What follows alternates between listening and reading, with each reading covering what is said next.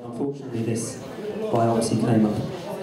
And then finally from Bet, thank you for the invitation.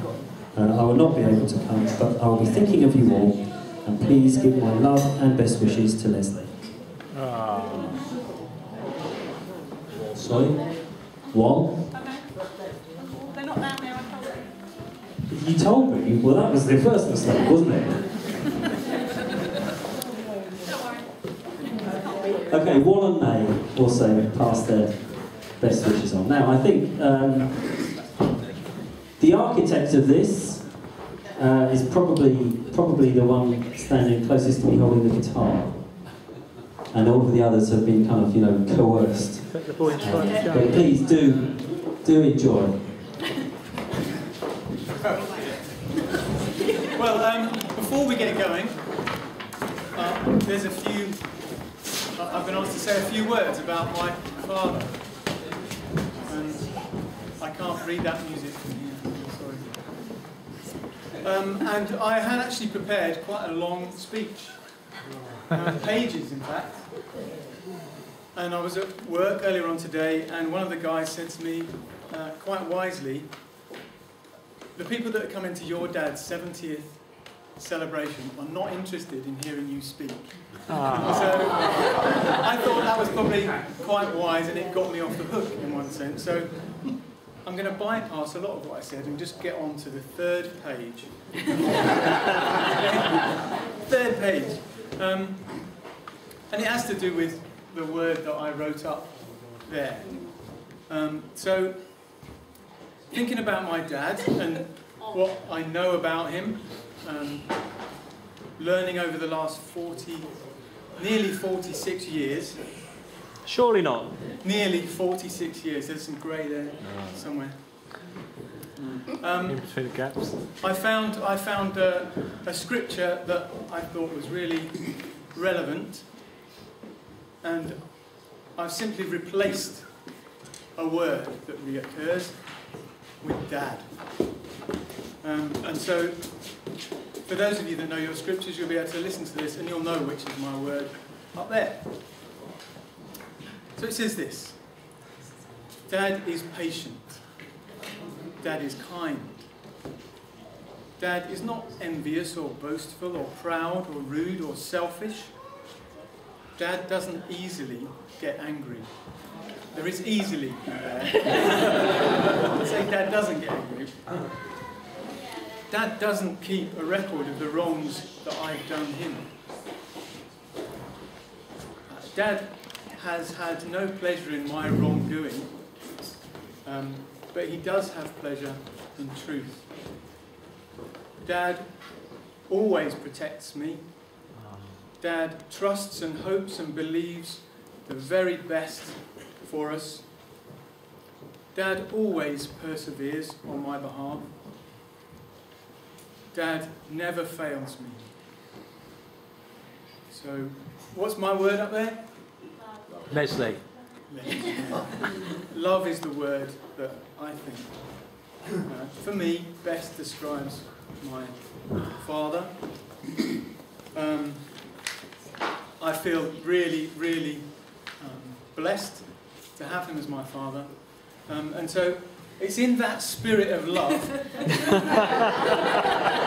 particularly tracking back to the doesn't keep any record of wrongs, and is forgiving, that we have, and it's not just me, Let's hope he's deaf too. we've prepared this little ditty that we're going to try and get through.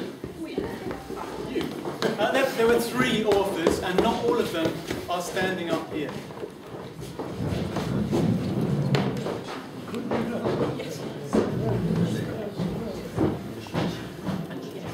Right, well, here's a little story, while we've got some time to kill, about an unsung hero, a lad from Muswell Hill.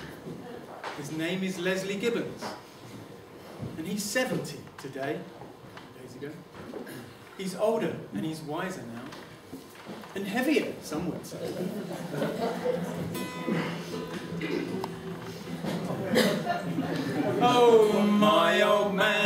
biker, he feels a need for speed.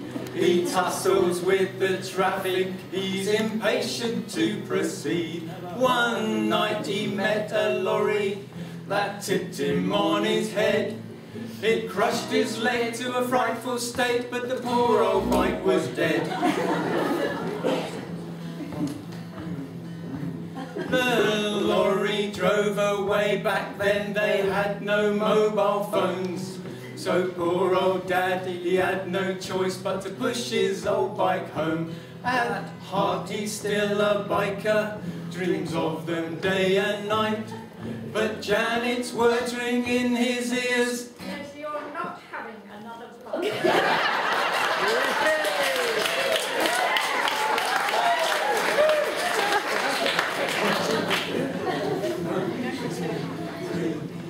First day.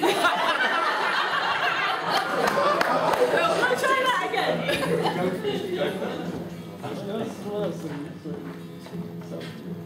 First day my old dad went to church. He had like a boots for shoes. Walked up the aisle in leathers and lit up in the pew. A nice old lady spoke to him and slapped him on the bum. You best not smoke that fag in here, such things are just not done.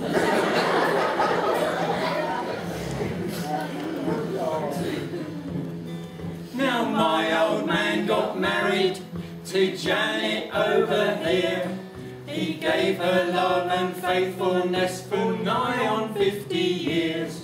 They had themselves some children, Susan, Ruth and John. When James and Joanne joined the clan, Janet said, "I'm done."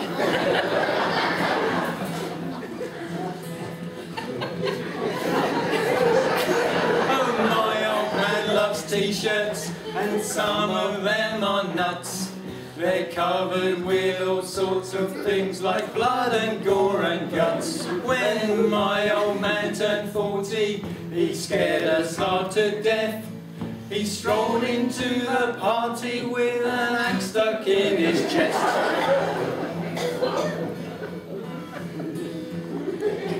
My old man don't swim too well, he floats out on his back. One day that I got hold of him, he couldn't make it back. He's waving for attention, he's drifting out of reach, and then a miracle took hold of him and brought him to the beach.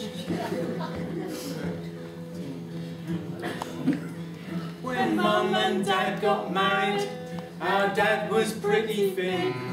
If offered second helpings, he accepted with a grin. If you've got several puddings, they'll all end up on his plate.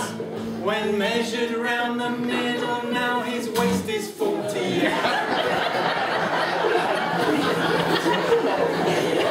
His stomach is still growing, he can't fit in his duds.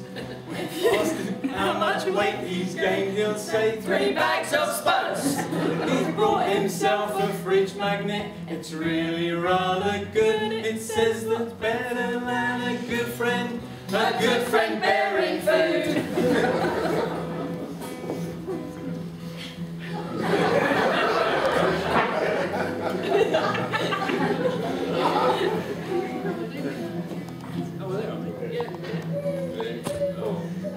Oh, my old man's a biddy, at work they call him Goat, with sideburns and moustaches and beards of worthy note.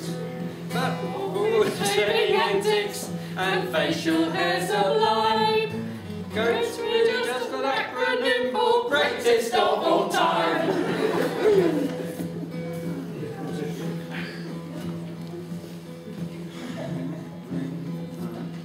Now my old man was laughing while walking through the town.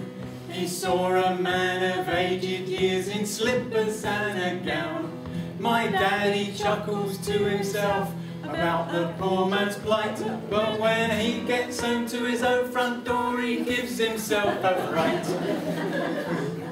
He looks down at the doormat while searching for his keys and sees he's wearing his own slippers with his toes out in the breeze. So if you see an old man in carpet slippers glad, please remember not to laugh at him, it might be our old dad. My old man's a father, he loves his family, and we all love him in return across the family tree. He gives us words of wisdom That come straight from the heart. and if we need to speak to him, we'll find it in the Bible.